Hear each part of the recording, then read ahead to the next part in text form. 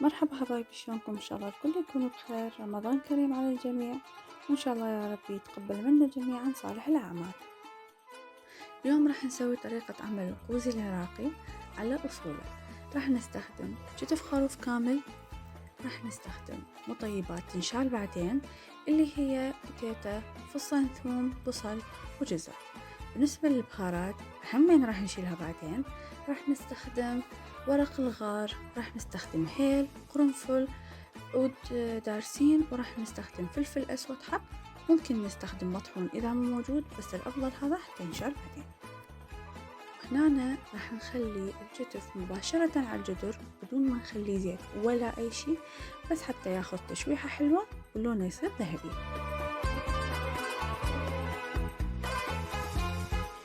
وبعد ما أخذ عندي التشويحة الكاملة ولونه صار ذهبي يجنن، راح أضيف عليه المي، والمي لازم يكون فاير على مود اللحمة عندي ما تجلد وما يصير ملمسها قاسي. راح أخلي مقدار المي لحد ما يغمر الكتف كامل حتى ياخذ السلقة الكاملة.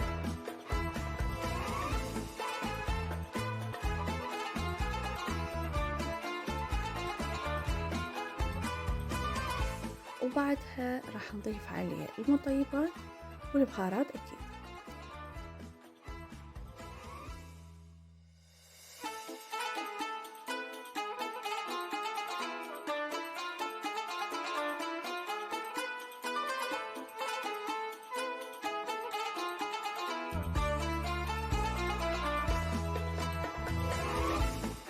وبأثناء ما اللحمة تنسلق عندي راح أسوي الخلطة أو حشوة التمن. راح أستخدم كشمش ولوز، نضيف عليهم مي حار فاير لحد ما الكشمش يلين عندي واللوز ينفصل عن جلده، وما راح يحتاج أخليهم على النار يفورون، لأن هاي الطريقة كلش كافية.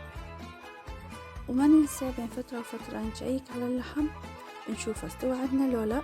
وهنا اللحمة ما كانت راضية أبدا تخلينا نشوفها، بس الحمد لله كانت داخلة بمرحلة الاستواء، خليناها بعد شوية حتى تستوي بشكل كامل.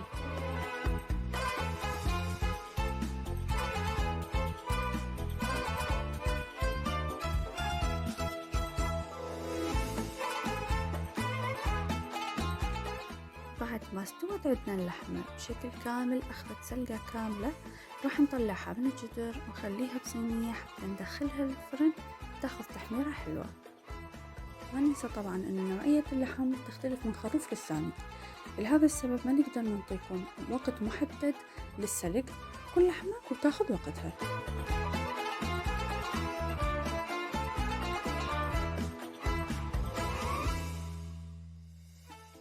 وهنا راح نسوي خلطة بهارات ندهن بيها وجه الكتف قبل ما يدخل الفرن. راح نستخدم بابريكا، ثوم مطحون، بصل مطحون، وما ننسى الملح أكيد، ونضيف عليهم دبس الرمان والحامض وشوية زيت. البهارات اللي استخدمناها بالوصفة كلها حسب الرغبة، خلون المقدار اللي انتو تحبوه. وهنا راح نخلطها وراح ندهن بيها وجه الكتف قبل ما يدخل الفرن.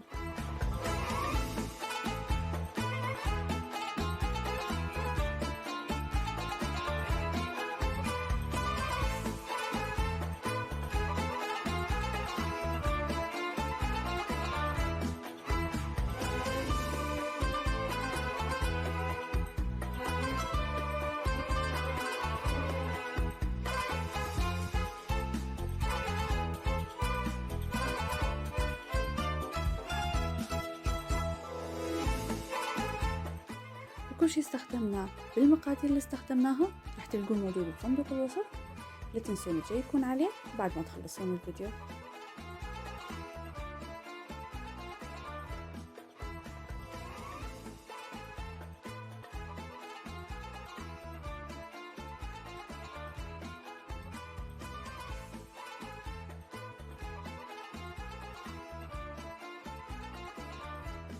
وراح نعوف لحمتنا الجميلة بالفرن ونبدي نشتغل بالتمن.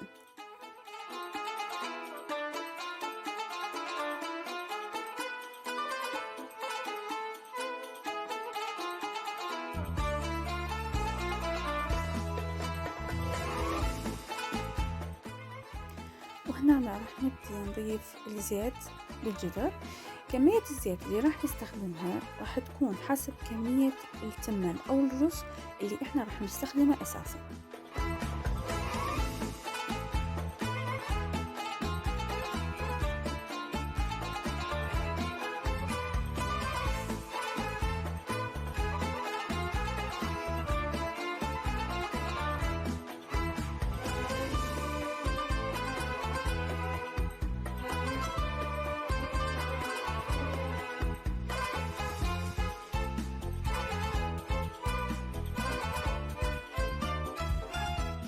وبعدها راح نضيف عليه الملح حسب الرغبة، وراح نضيف عليه المي من مي اللحم اللي احنا سلقنا بيه كتف اساسا، ونقدر نكمل عليه شوية مي عادي.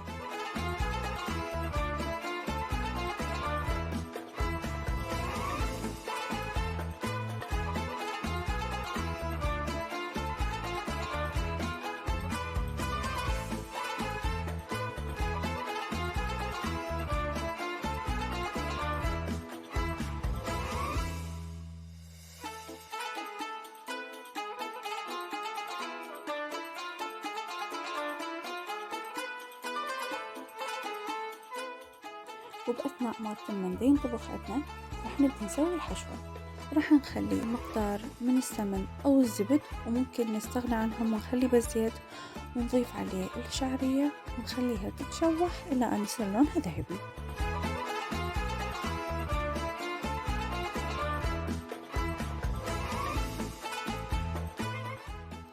ما ننسى طبعا نشيك على التمن كل شوية.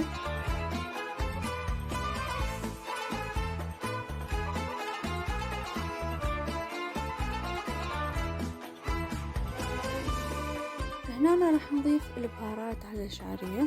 راح نخلي ملح، هيل، قرفة، وسبع بهار. وبعدها نضيف عليها مشكل الخضروات. هنا احنا سلقناها بالبيت، ممكن تشتروها جاهزة.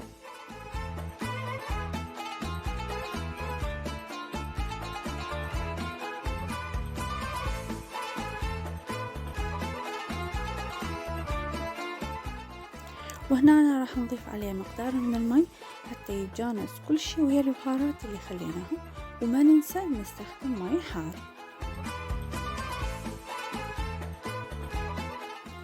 بعد ما يستوي التمن عندنا بشكل كامل وبقى بس يتهدى، راح نضيف عليه خليط الزعفران اللي هو عبارة عن زعفران، نضيف عليه شوية مي حار ونخليه فترة بسيطة قبل ما نضيفه على التمن. ومن نضيفه بالشكل اللي انتوا تشوفوه حاليا بالفيديو، وما نحركه إلى أن يستوي بشكل كامل. وبعدها نبدي نحمص اللوز ونضيف عليه بعد ما يتحمص الكشمش، ونضيف عليهم مقدار بسيط من الهيل.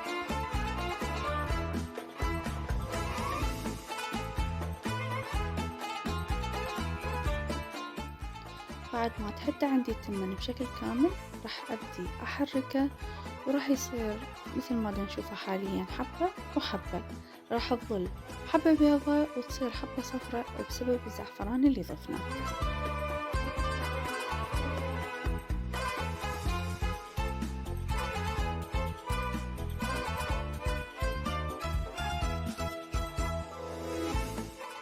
بعد ما كل شي استوى عندنا راح نبدي بمرحلة التقديم. وأكيد أحلى تقديم ممكن نقدمه هيجي أكلات تراثية هو الطريقة الأصلية مالتها. صينية نضيف عليها التمن، نخلي عليها الخلطة أو حشوة التمن، وراح نخلي عليها الشتف مالتنا اللي صار شكله يجنن مثل ما نشوف.